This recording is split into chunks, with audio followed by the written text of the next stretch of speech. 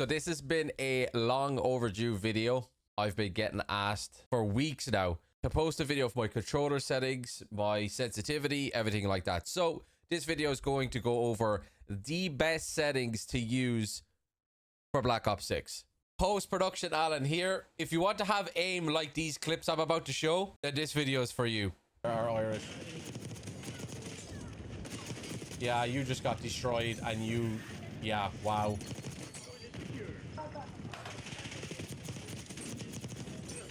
It's very hard to, oh my god, that guy's not a real player.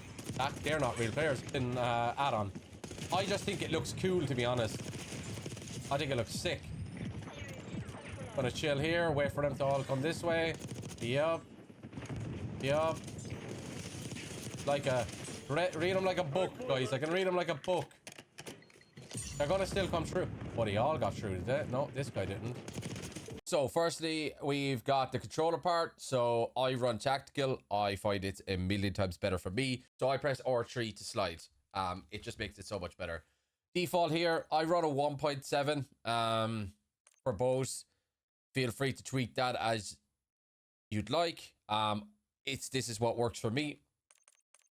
These are all off. Nothing changed here. Same here.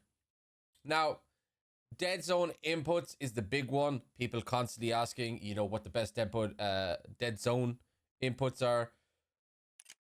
This is what I'm rocking. Now, please note that this genuinely does depend on your controller, on how like sensitive it is. You know, you may need to adjust these to suit your controller. I'm rocking a 0 here, 70 on the left stick max, 0 on the right, 99 on the right stick max, and yeah, and I'm rocking a 13 for the left and right trigger. So moving on into aiming, the sensitivity multiplier I haven't touched. I leave everything at 1. This is what suits me. You know, this is what works for me. So again, tailor this to how you play. You know, you might want to up some things, you might want to minus some things. Next up, we got the aiming advanced settings. So look at version, standards, look, nothing changes there. I don't think that will probably change for many people. My ADS sensitivity transition timing is gradual. Again, this is what works for me playing the game. If you feel like it's a little bit different, change it, see what works for you. Third person assist, this doesn't really matter. This is the major one for people. This is the one that most people either have questions about or sorry, you can see my dog in the background. Yeah, so this one is basically your aim response curve type.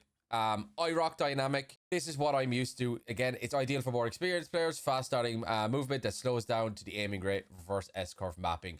Some people recommend linear. There may be some people that recommend standard, but for the most part, it's either linear or dynamic. I prefer dynamic. If you feel like it's a little bit off, switch to linear. Work with it for a while. Don't just play like a game or two and say, you know what? No, give it a bit of time. Just make sure you're really giving it a go before you make your decision. Aim response curve slope, I just rock a 1. It is what it is. I don't change this. Same with the custom sets. I leave it all off. There is no reason for me personally to have it. I just like it the way it is. Next up, we got movement. Sprint assist off, mantle assist off, crouch assist off, corner slice on. This just depends on how you're feeling. You can turn this off. Basically, if you don't know what it is, even though it says it on the screen. Corner slice simulates a corner slice by slightly inclining your weapon and camera when a corner is nearby. Some people like to have it off. I just leave it on. I'm used to it. Slide dive behavior. Now, this one is open for how you play. I personally like to have it on tap to slide and then hold to dive. This is just the way that it works for me. I've tried hybrid. For some reason, I feel like sometimes when I try to slide, it just dives. And that throws me off, especially when you're trying to get out of a situation. So again, play with it. See how it feels for you. Give it some time. But I personally believe the tap to slide is better for me. Slide dive activation delay. I put mine to short. Give this a go. I think the short is better. It's as quick as possible. So yeah, give it a go. See how you feel. Again, I personally believe that this is best for me. Automatic airborne mantle on. Sometimes it's better to have it off because if you're trying to jump up at things, you can't mantle and it can get you killed, which sucks. Sprint restore on. Slide maintain sprint. Definitely put that on. Parachute automatic behavior, more of a Warzone thing. I have it off for the odd time that I play Warzone. It just means that instead of your parachute pulling when you're a little bit close to something, it just won't pull, which means you can land quicker. Movement advanced settings. Sprint tactical sprint behavior. Toggle auto move forward off. Auto door peek off. Tactical sprint activation. Single tap. Plunging out of water trigger. Again, these ones are more just how you play as a person. They don't obviously affect your aiming or anything like that. So play with these and see what works for you. Vehicle behavior, again, I just leave it all, whatever, it's standard. I don't really care. If I'm being honest, I really don't. Combat, big one. Aimed out sight behavior, holds, weapon mount activation, ADS and melee.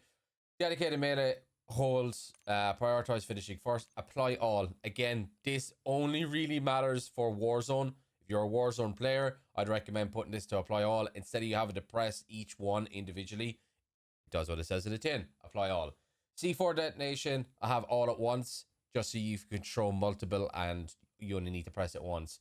Equipment behavior hold, manual fire behavior press. Combat advanced settings. I didn't touch these. I didn't. I leave them whatever they are. Again, these don't really matter. These are more for the individual person. So yeah, feel free to switch and change this however you feel. And yeah, that's going to do it for the video. Again, chop and change things to fit your playstyle. You know, what works for me might not work for you. I genuinely do believe, though, that these are the best settings for aiming. Give it a go. Let me know in the comments how you get on.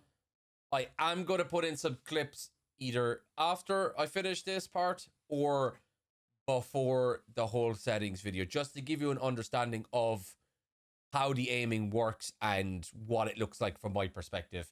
And again, I have gotten called out multiple times for using a Cronus, hacking, cheating, aimbot, whatever you want to call it. I did post a video over on my TikTok, but this is essentially my controller. If anyone is wondering, it's the Scuff Envision Pro. This is a PC controller, so if you are on PC and you're looking for an upgrade, I would, in my opinion, recommend this. I would recommend this controller. It is a beast of a controller. You've got custom mappable buttons at the bottom there. I don't know if you can see. Essentially what you can do with those are you can map those to any keybind or key on your keyboard, which means you could, you know, mute your game, mute your mic, all from the touch of a button rather than having to go over to your keyboard. It's got 4 paddles at the back that are all mappable to whatever button you want it to do. I currently only use 2.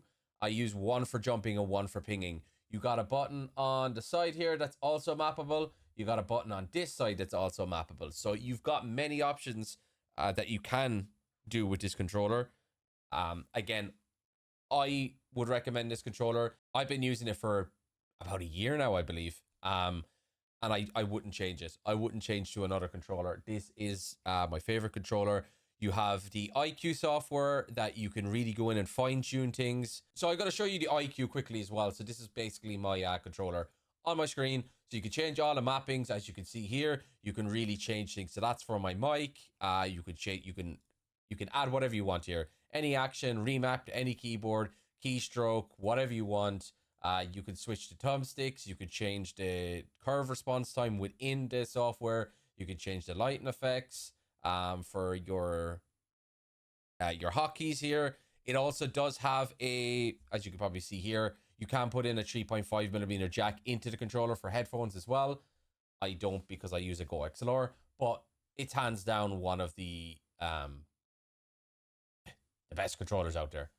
If you did make it to the end of the video, I do want to say thank you very much. Do consider dropping a sub and like and comment.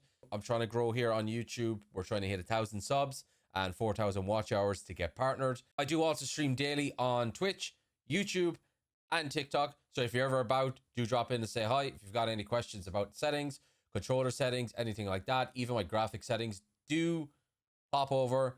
I will do my best to help where I can. And have a great rest of your day, and I'll see you in the next video.